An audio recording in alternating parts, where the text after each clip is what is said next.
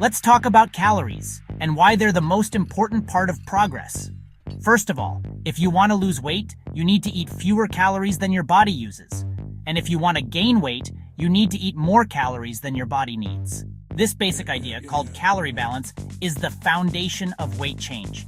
Now, whether you lose or gain fat or muscle depends on other factors like what kinds of foods or macronutrients you're eating. But calories are always the number one factor. It's not the most sexy sounding, but it's basic physiology.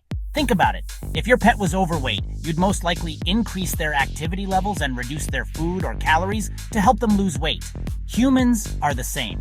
We're not some mystical evolution that somehow defies the principles of calories in versus calories out. However, some charlatans will have you believe this though. So what is a calorie? Well, a calorie is just a way to measure energy.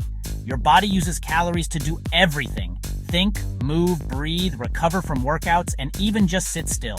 Now, there are 3 types of calorie states. First, there's calorie maintenance, where you eat the same number of calories that your body burns, so your weight pretty much stays the same. Then, there's a calorie deficit, which means you eat fewer calories than your body burns, so you lose weight. And finally, there's a calorie surplus, where you eat more calories than your body needs, so you end up gaining weight. Let me give you a practical example. Let's say you burn 2,000 calories a day, but only eat 1,700. This means you're in a calorie deficit, so your body gets the remaining energy by burning its own stored tissue, usually fat, but sometimes also muscle. As a result, you lose weight. But calories aren't just about weight. They also fuel your sport and workout performance. When you exercise, your body prefers to use quick fuel like glucose, which is sugar from food, and glycogen, which is glucose that gets stored in your muscles and liver. However, fat can also be used as fuel, but it's slower to burn and doesn't provide quick energy for intense exercise.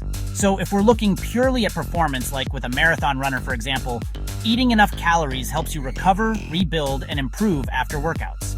Not eating enough makes recovery slower and less effective, and over time, if your body runs low on these fuels, your performance drops, even in light activities. For the purpose of this video though, we're focusing on body composition. Body composition is how much of your body is muscle versus fat. This is influenced in the following ways when combined with resistance training. Eating more calories, especially with enough protein, so that you're in a surplus, helps build muscle. Eating fewer calories so you're in a deficit helps burn fat. Now, it is possible, when eating at calorie maintenance, to build muscle and lose fat at the same time. However, this is honestly very hard to do. Why is that? Well, muscle growth actually needs extra calories, while fat loss needs fewer. These 2 goals therefore work in opposite directions. Plus, progress would be considerably slower. So it's best to just focus on one goal at a time. Want to lose fat? Eat in a calorie deficit. Or if you want to gain muscle, eat in a calorie surplus. Note though, that fat is gained more easily than muscle. This is because your body is designed to store fat easily, thanks to evolution and survival instincts. And muscle is just harder to build and takes more energy to maintain. So even when you're gaining weight on purpose, most of it will likely be fat unless you train both hard and intelligently and eat enough protein. And even then, it's reasonable to expect to gain a 50-50 ratio of muscle to fat when bulking. That's just how it is. This is why bodybuilders bulk and cut. They bulk to gain muscle and then cut to maintain that muscle and lose the fat they gained. So what affects your calorie needs?